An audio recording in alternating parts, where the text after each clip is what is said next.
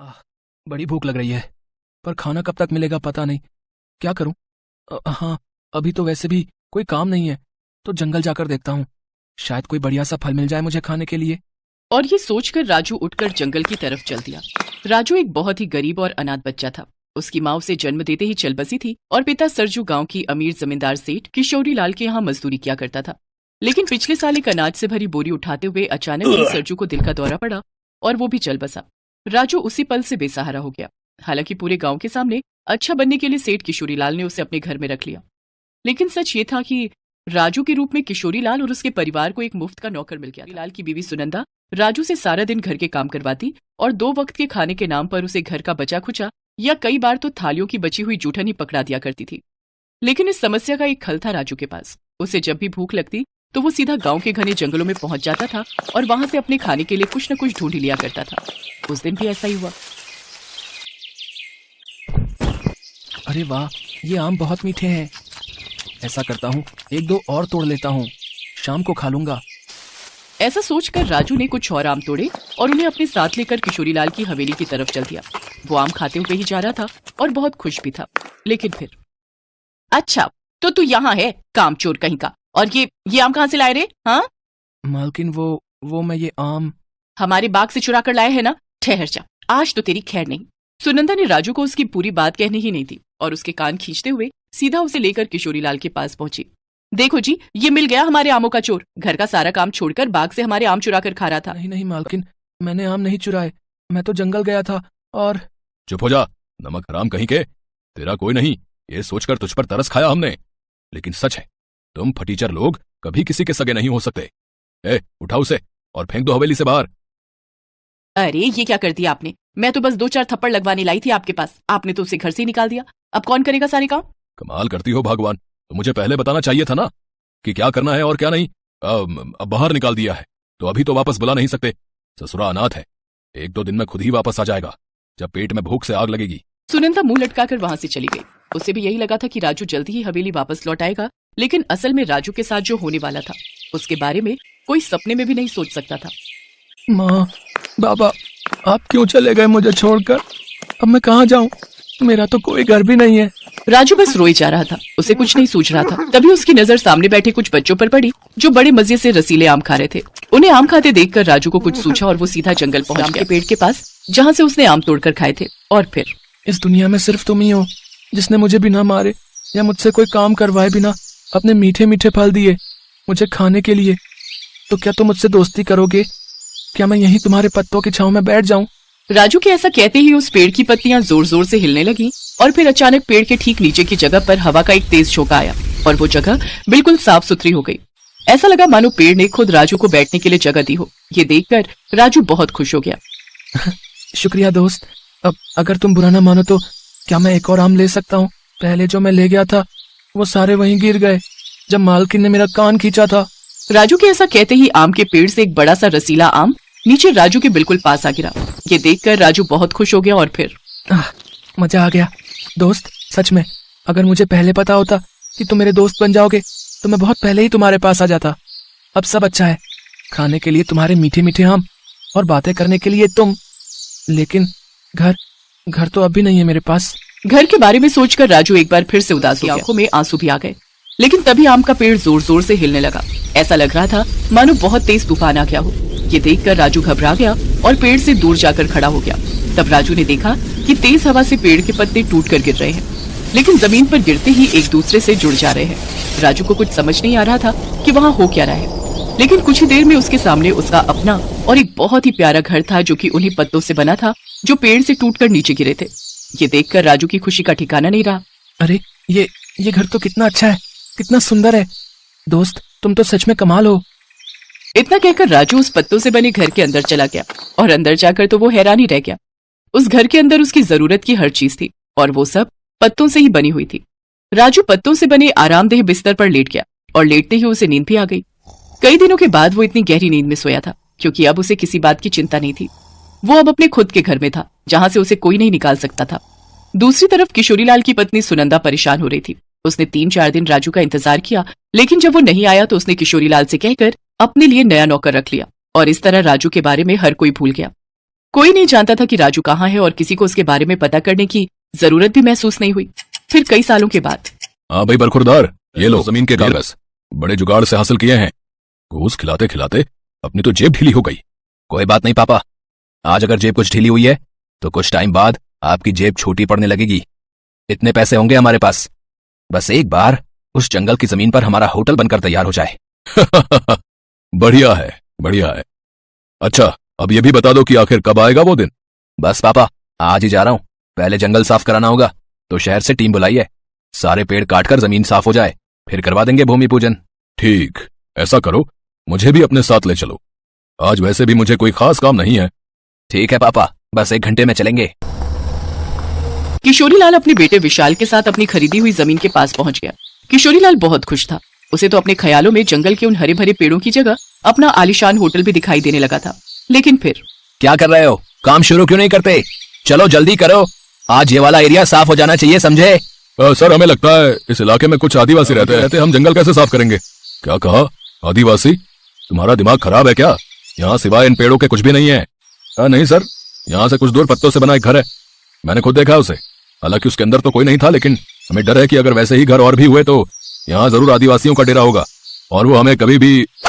ठेकेदार अपनी बात पूरी कर पाता उससे पहले एक सनसनाता हुआ नुकीला तीर आकर उसके सिर पर लगा और वो जमीन पर गिर पड़ा। इसके बाद तो उस जगह तीरों की बारिश शुरू हो गई। वो तीर कहाँ से आ रहे थे और कौन उन्हें चला रहा था ये कुछ पता नहीं चल रहा था। खास बात ये थी कि उन तीरों पर जहर लगा था जो किसी भी इंसान को जान से मारने के लिए काफी था। ये देखते ही किशोरीलाल और विशाल फौरन वहाँ से भाग खड़े हुए और फिर कभी उन्होंने जंगल की उस जमीन के बारे में सोचा तक नहीं। दूसरी तरफ जंगल में देखा दोस्त, कैसा मजा चखाया मैंने इन लोगों को। ये लोग तुमसे तुम्हारा घर, ये जंगल कभी नहीं छीन पाएंगे, क्योंकि मैं इन्हें कभी ऐसा नहीं करने दूंगा। ये वादा है मेरा। इतना कहकर राजू अपने घर के अंदर चला गया। वही पत्तों का घर जिसके जादू ने कभी अनाथ राजू की जिंदगी संवारी थी और अब वही राजू पूरे जंगल का रक्षक बन गया था। सदियों पहले की बात है। उदयपुर शहर में एक खूबसूरत महल था जहाँ के राजा और रानी बड़े ही दयालु और निर्बल स्वभाव के थे। रानी ने 7 पुत्रों को जन्म दिया था, लेकिन उनकी बहुत इच्छा थी कि एक कन्या उनके घर में जन्म ले, लेकिन उनकी ये इच्छा पूरी नहीं हुई। राजा हमेशा से ही एक पुत्री की चाह में था। एक रोज रात को जब राजा और रानी खाना खाकर अपने महल के किनारे बनी नदी के पास टहल रहे थे तो उन्हें उस नदी में एक टोकरी आती दिखाई दी जिसमें एक नवजात कन्या थी। उस नवजात कन्या को राजा रानी अपने साथ महल ले आए और राजा ने ऐलान किया, आज से ये कन्या हमारी पुत्री है, हम इसे अपनी बेटी की तरह पालेंगे। परंपरा के अनुसार घर में छोटे शिशु का भविष्य जानने के लिए कुल पुरोहित को बुलाया गया। उस कन्या को देख पुरोहित ने कहा, बड़े ही खेद के साथ कहना पड़ रहा है महाराज कि इस कन्या के कदम आपके राज्य के लिए शुभ नहीं है। आप कहना क्या चाहते हैं पुरोहित जी? रानी साहिबा, जैसे जैसे ये कन्या बड़ी होती जाएगी वैसे वैसे ही आपके 7 लड़कों की मृत्यु भी होती जाएगी।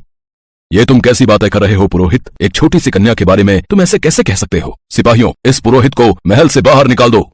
राजा ने उस पुरोहित को महल से बाहर फेंकवा दिया और पुरोहित की बातों पर ध्यान नहीं दिया। लेकिन जैसे ही वो लड़की साल भर की हुई तो उसके जन्मदिन वाले दिन ही राजा के सबसे बड़े बेटे की मृत्यु हो गई। तब राजा को उस पुरोहित की बात याद आई। उसने तुरंत ही उस पुरोहित को बुलाने भेजा, लेकिन सेनापति एक दुखद समाचार लेकर महल में पहुंचा।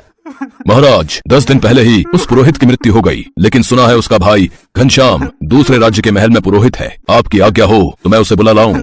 उन्हें शीघ्र ही यहाँ लेकर हाजिर हो। घनश्याम पुरोहित सेनापति के साथ उस महल में पहुंचा। मेरे भाई की भविष्यवाणी बिल्कुल सही है। अब हमें इस बात का यकीन हो गया है, लेकिन इसका उपाय क्या है? अगर आपकी इस कन्या को आग के घेरे में बड़ा किया जाए तो आपके बेटों को इसका कोई नुकसान नहीं होगा, लेकिन इस बात का खास ध्यान रहे कि वो आग बुझनी नहीं चाहिए।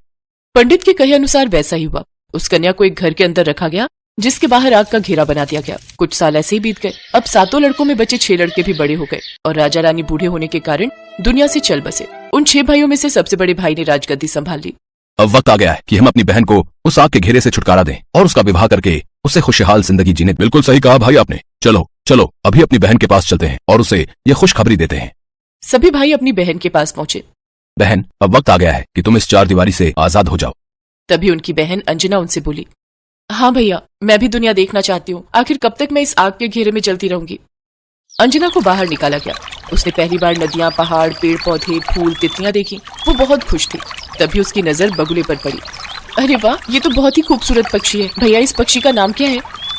बहन, इस पक्षी का नाम बगुला है। भैया, मुझे बगुलों के राजकुमार से ही शादी करनी है। लेकिन बहन, हम उन्हें कहाँ ढूंढेंगे? वो मैं नहीं जानती। अगर मेरी बगुलों के राजकुमार से शादी नहीं हुई तो मैं किसी से शादी नहीं करूंगी।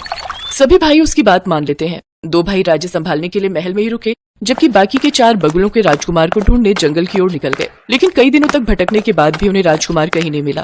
तभी उनमें से एक भाई ने कहा, भैया हमने हर तरफ देखा लेकिन राजकुमार हमें कहीं नहीं मिला और अब तो हमारा खाना भी खत्म हो चुका है।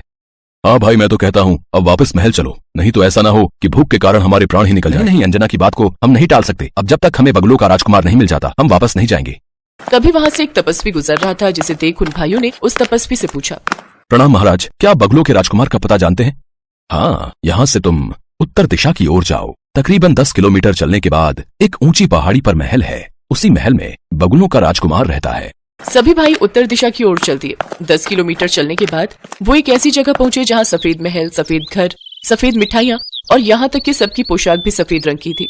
चारों भाई महल के अंदर गए और बगुलों के राजकुमार से मिले और उन्हें अपनी समस्या बताई। राजकुमार जी, आप हमारी बहन से शादी कर लीजिए। वो जिद पकड़कर बैठी है कि वो सिर्फ बगुलों के राजकुमार से ही शादी करेगी, नहीं तो उम्र भर कुंवारी रहेगी। मैं तुम सब भाइयों की पीड़ा समझ सकता हूँ, लेकिन मैं किसी भी लड़की से शादी नहीं कर सकता। हम बगुले बहुत ही बुद्धिमान होते हैं और मैं बगुलों का राजा हूँ, तो जाहिर सी बात है कि मैं भी बहुत बुद्धिमान हूँ और इसीलिए मैं अपने महल के लिए भी एक बुद्धिमान रानी की तलाश में हूँ। और अगर तुम्हारी बहन चाहती है कि मैं उससे शादी करूँ तो पहले उसे साबित करना होगा कि वो बुद्धिमान है। हम आज ही उसे बुलावा भेज देते हैं, फिर आप खुद ही जांच परख कर लीजिएगा। उन भाइयों ने एक संदेश लिखकर एक बगुले के पास भिजवाया। सेनापति बगुला उस संदेश को अपनी चोंच में दबाए महल पहुंचा। जब वो संदेश अंजना ने पढ़ा तो वो बेहद खुश हुई और अगले दिन सुबह ही उस महल से चलने की तैयारी करने लगी। साथ ही उसने अपने बड़े भाई से कहा, भैया मुझे एक घोड़ा, 2 दासी और कुछ सैनिक चाहिए होंगे। मैं कल सुबह ही बगुलों के राजकुमार से मिलने निकलूंगी। ठीक है, इंतजाम हो जाएगा। अगले दिन सुबह ही अंजना अपने सैनिकों और दासियों के साथ सफर पर निकली। काफी देर चलने के बाद अंजना कुछ देर विश्राम के लिए रुकी और एक पेड़ की छांव में बैठे बैठे ही उसे नींद आ गई। तभी उनमें से एक दासी जो कि बूढ़ी थी, उसने दूसरी दासी जो कि उसकी बेटी दिव्या थी उसकी तरफ देखा। सचमुच कितना अच्छा होगा अगर इस मनहूस की जगह मेरी बेटी की शादी उस राजकुमार से हो जाए। मेरी बेटी तो राजकुमारी बन जाएगी। तभी उसके दिमाग में एक खुराफाती आइडिया आया और उसने उन सैनिकों को लालच देकर कहा, मैं चाहती हूँ कि उस राजकुमार से मेरी बेटी दिव्या की शादी हो जाए और अगर एक बार ये वहाँ की रानी बन गई तो फिर तुम लोगों की चांदी ही चांदी है। मैं इसके राजकुमार से कहकर तुम लोगों को 2-2 किलो सोना भेंट में दिलवा दूंगी। लेकिन उससे पहले तुम्हें इस मनहूस अंजना को पहाड़ी से फेंकना होगा। देखो मौका अच्छा है, वो अभी सो रही है। लालच में आकर सैनिकों ने ऐसा ही किया।